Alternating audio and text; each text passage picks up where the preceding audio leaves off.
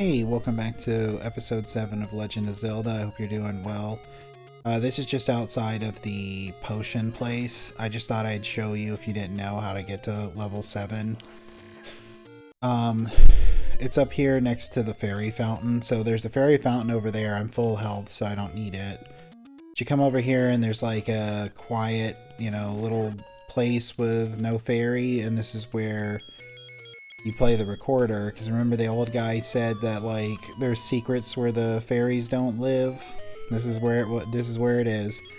And I think, knock on wood, I think that this is like an easy dungeon, because isn't it mostly like the guys who throw boomerangs or something? I might be like setting myself up for failure by saying that.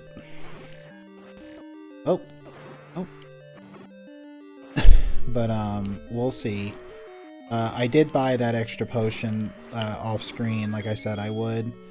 I'm gonna leave those bombs there because items like that, if you don't pick them up, you can come back for them later. I think this is the dungeon we get the red candle, isn't it? There's not a secret switch here, is there? No? Okay. This might be the dungeon that we get the red candle. I know that this is the dungeon that you have to have the bait. I think they're hinting that you gotta bomb different walls and stuff.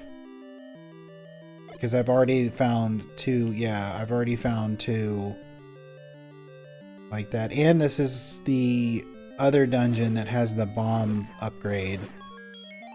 So I'm gonna see if I can try and find that before I, go in the wrong direction or leave or something.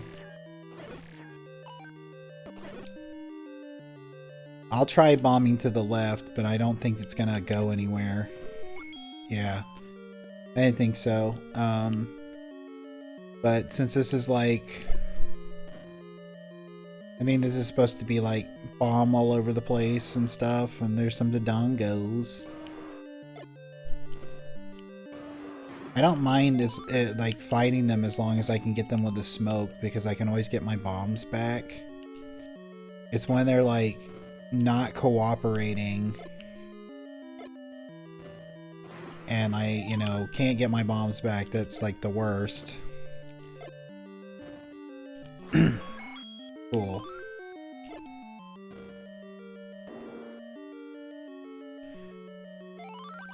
I bet you'd like some more bombs. You bet I would.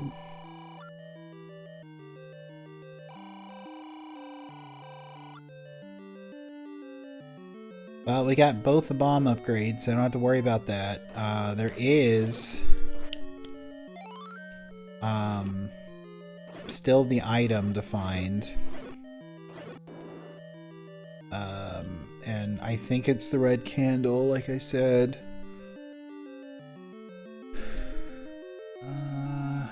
I'm curious as to what is in that direction now. That, for some reason, usually, going up the screen is like progress in this game, so that might not be the case for this dungeon, but like I'd rather not, I know,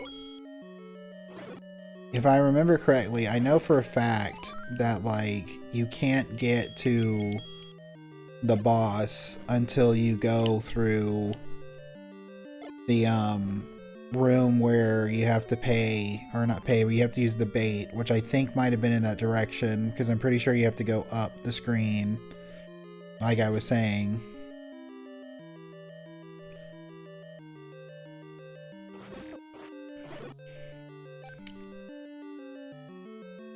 So I know I have to go up the screen and go through the room with the with one of those Goriyas who's hungry, and you need the bait.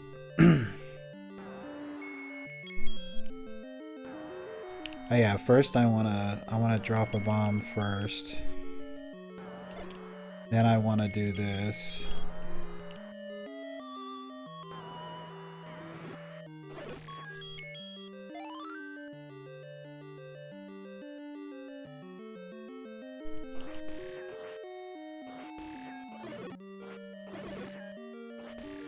Grab this key over here that this guy's got. You can see that Stalfos up there that looks a little weird. He's got a key.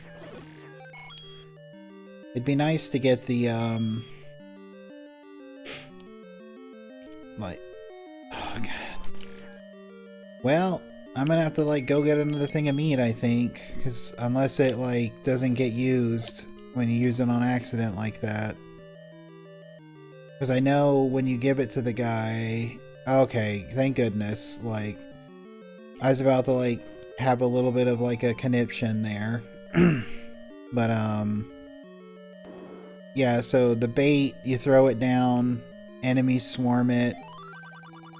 There's a secret in the tip of the nose. That's probably where the item is, because if I remember correctly, the dungeon is shaped like a mouth, or like a monster or something like that. So it'd be nice to have the map. But if you look, that's like the bottom jaw, and then it's going to be opened. So it's probably, the tip of the nose is probably where the item is.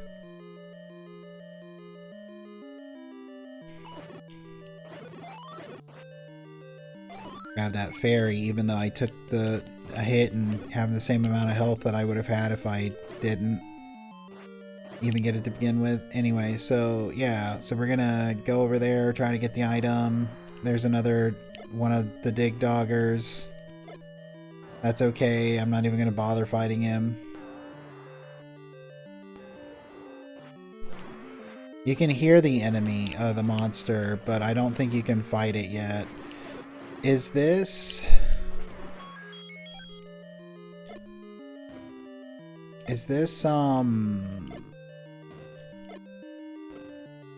Oh, I think this is that one really annoying one, isn't it? That has like all the small little fly enemies flying around it. Is that this one?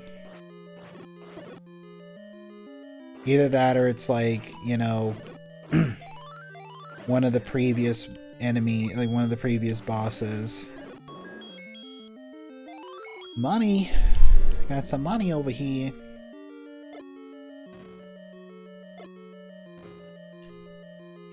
I don't think so. Usually if there's a switch, it's either on this middle row to the left or the bottom row to the left.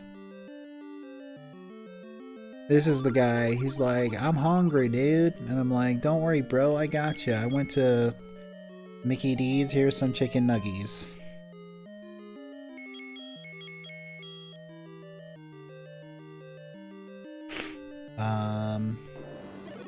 There's the map.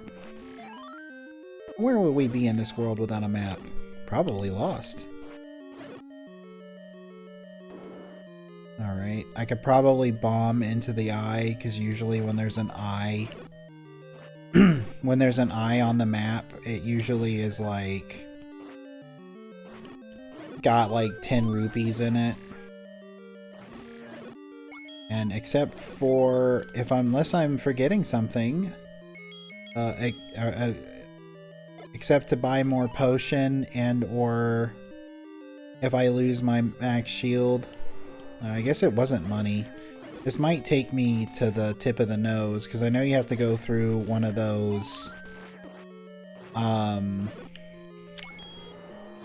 you have to go through the ground, you know, underground dungeon to get over in that direction. No, it's just the candle. Well, you know what, that's fine.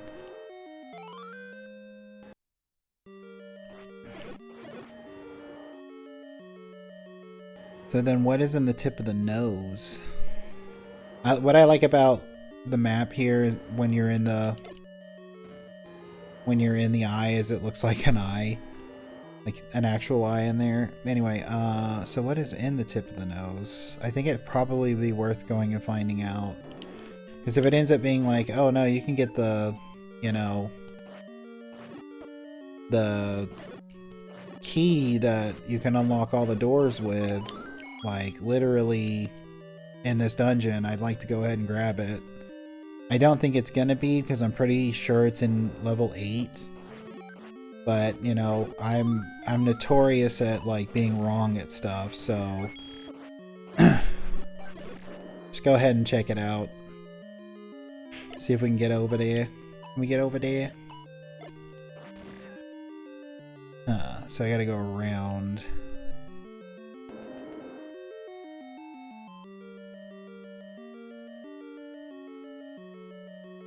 Maybe I can bomb my way out of one of the other...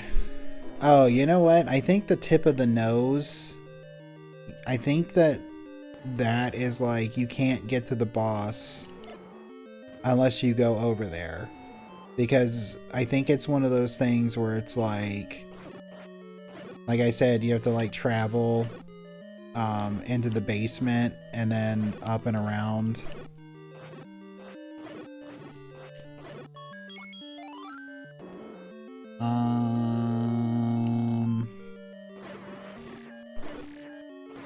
Okay. Do a bomb over here? No, okay.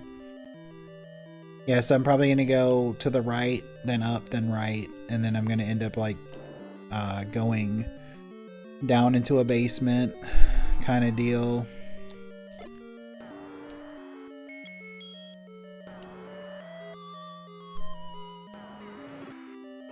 Now they're starting to split off into like three units instead of one. But that's okay. There's really no reason to fight these Dodongos. Okay, and then there's... Oh yeah, and then you have to kill all the wall masters, right? Right? Or can I just like... No. There it comes. You gotta be careful with these guys because they do this. Just thought I'd show it to you, just in case you didn't know. They take you back to the beginning of the entrance. Totally planned, meant to do that on purpose. But luckily this dungeon is nowhere near as bad as Dungeon 6, unless you're just trying to run through the enemies like I'm doing. Because there's really nothing stopping us from just going back to where we were, and we don't have to deal with really annoying... is this guy gonna drop bombs? Because I wouldn't mind having a few more. No, he didn't drop anything. Cheap bastard. But yeah, this dungeon's like super duper easy compared to like the last one, so I don't mind having to run back through it real quick. I just don't want to, like, you know, keep getting taken out of the dungeon by the wall masters.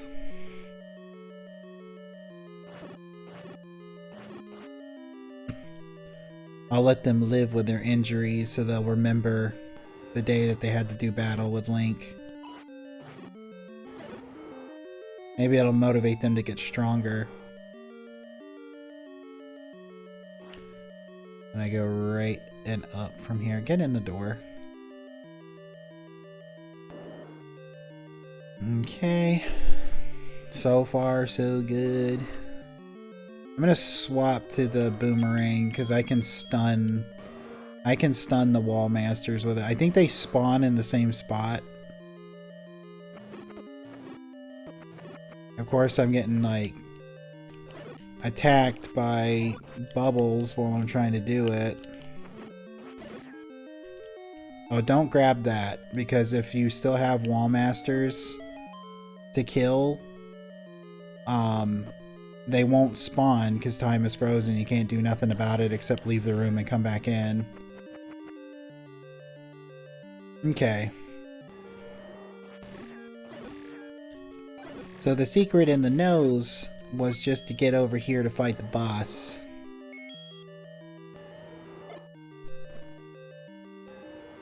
Okay, is this... Oh no, yeah, it's just the repeat of level 1 boss. He's just the same difficulty, so I don't even know why he's here, but I'm not going to complain too much about it because that's another dungeon down. I've got, what, 2 more dungeons and that's it?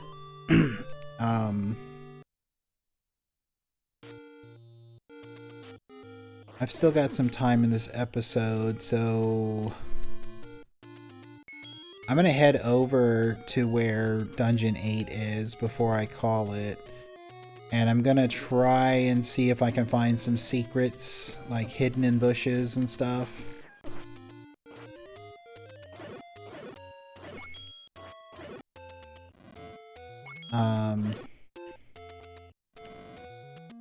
Because I've got the red candle now, I can just spam it. I don't remember if there are any in the brown trees. I don't think there are any here, so I'm not gonna bother. But, yeah.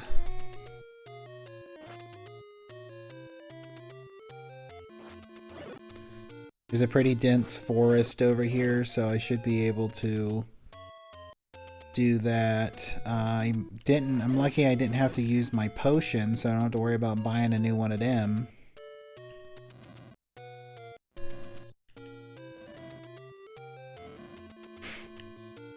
Whoop. Watch out for them Octoroks. Yeah, if you think about it, the Octoroks are kind of the funniest idea, right? They're like octopus creatures that spit rocks out. Like, I don't know if, like, there's...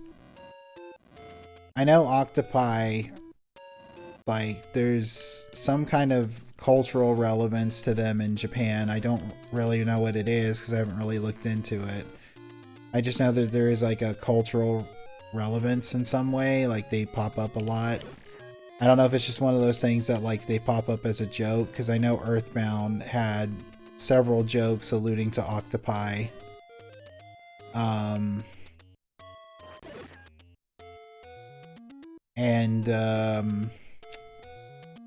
One of them being, you know, they changed the, there was an octopus statue. They changed that to the pencil and the pencil eraser.